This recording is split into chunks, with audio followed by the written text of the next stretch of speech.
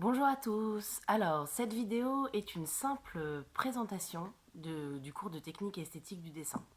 Les élèves qui suivent ce cours depuis le début de l'année savent évidemment ce qu'on y fait et ce dont il s'agit. Donc cette vidéo s'adresse davantage soit aux autres élèves du collectif qui voudraient simplement regarder les tutos, ou aux internautes qui ne nous connaissent pas encore et qui reprennent le programme en cours de route.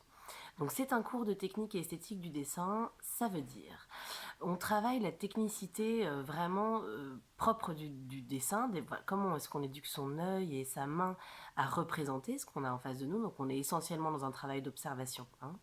Donc la technicité du dessin, ça peut être comment est-ce que je mets en place, que je construis mon dessin, que je proportionne, comment j'observe les valeurs et comment j'interprète les valeurs, je les traduis, comment je compose ma page. Voilà. Donc ça c'est de la technicité de dessin, mais aussi d'esthétique du dessin dans le sens où on s'intéresse aux outils et aux différentes technicités liées aux outils. Comment est-ce qu'on travaille la hachure au crayon, comment est-ce qu'on travaille le lavis en dégradé, en non dégradé, le fusain, le 2 crayons, le 3 crayons, voilà. Et puis on a aussi un travail d'esthétique du dessin par rapport aux différentes écoles, comment on développe une esthétique qui est cohérente, comment aussi est-ce que en fonction du temps que j'ai, du format dont je dispose, en fonction de ma perception du sujet, je développe un dessin qui est cohérent, qui se tient dans sa forme. C'est un cours qui est donné actuellement donc, par moi-même le mardi et le vendredi soir et qui est donné par Laurent le jeudi soir. On va a priori s'organiser en deux groupes pour cette petite période de confinement, mais je vous en reparle après. En tout cas, qu'est-ce qu'on a fait depuis le début de l'année avec nos élèves?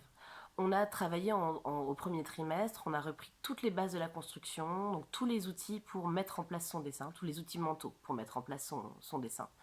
On a ensuite parlé énormément de la question de la vivacité de la ligne, du dynamisme de la ligne.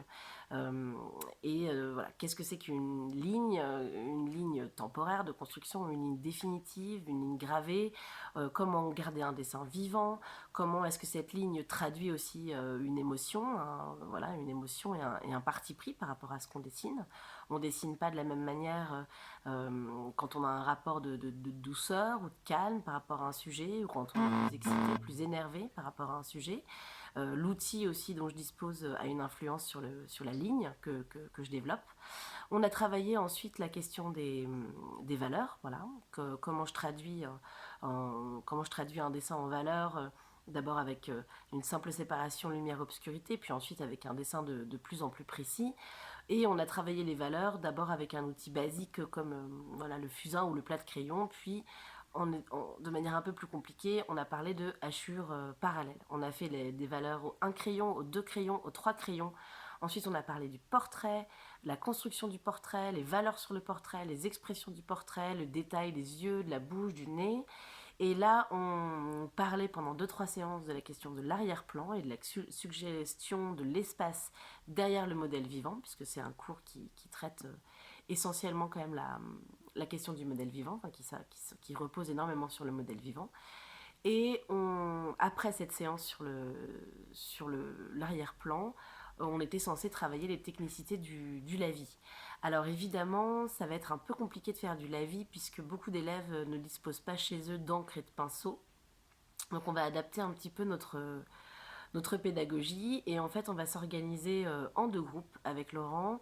On aura un groupe de renforcement qui reprendra vraiment tout ce qu'on a vu depuis le début de l'année pour bien l'installer, et on aura un groupe qui avancera dans la pédagogie et on travaillera donc les prochaines séances avec ce groupe-là. On continuera à parler de la question de l'arrière-plan, et d'un arrière-plan cette fois plus dynamique, plus perturbant. J'avais glissé dans le dernier récap à un moment donné un dessin de Boldini en disant attention, c'est pas assez calme, mais je suis pas en train de vous dire qu'il faut jamais que ce soit excité, un arrière-plan, au contraire, ça peut l'être, hein. On verra ça dans le prochain tuto officiel qui sera publié justement vendredi. Donc on va continuer à parler un peu de la question de l'arrière-plan et de l'espace, du focus dramatique, et ensuite on va enchaîner sur le sujet de la hachure directionnelle, qui est un bon sujet compliqué de dessin qui va vraiment nous occuper plusieurs semaines.